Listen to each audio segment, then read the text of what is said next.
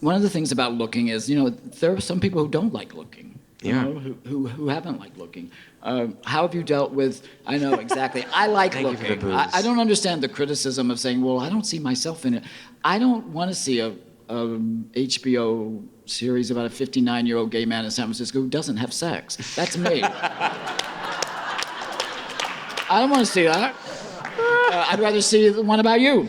Right. You have a lot of sex in looking. A lot of sex. Yes, you were just saying that you're just filmed a very risque scene. There was some rimming. Yeah. I didn't know I was gonna. I didn't think you were gonna allow me to say that. I know, You right? It's said like it. 5 minutes already talking about rimming, but it's San Francisco. I hope the ghosts of the Curran will be okay with that. How about that chandelier? I'm not changing the subject. No, there was rimming,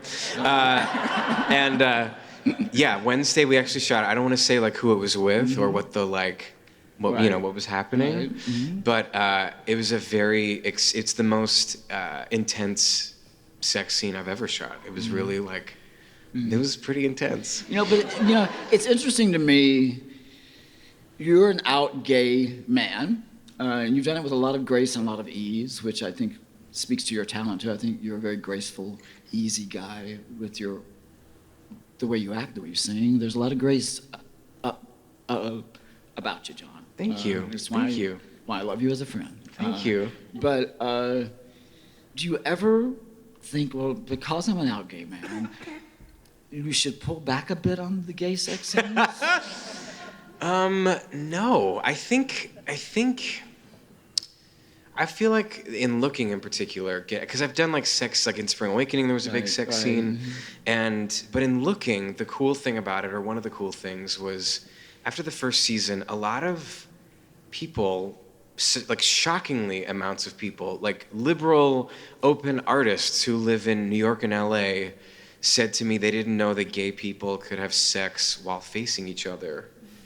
What? I know, right? Isn't that surprising?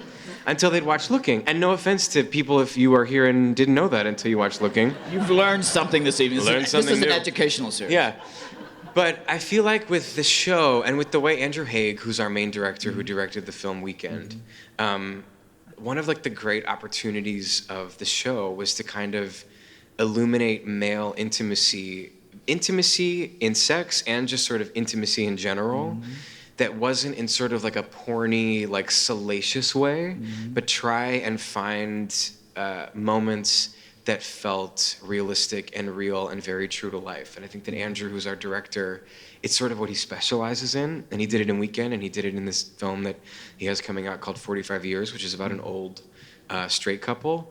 But he does like intimate, like realism really beautifully. And so with this job in particular, in regards to the sex, I felt excited to do it because I felt like we were gonna be illuminating something that not a lot of people see. And it was like amazing and some people thought there was too much sex in the show or not enough sex in the show. There was a lot of different opinions about it, but I feel really good about, I think that we did sort of like, and in this movie, obviously, with this giant sex scene that we just shot on Wednesday. Oh, God.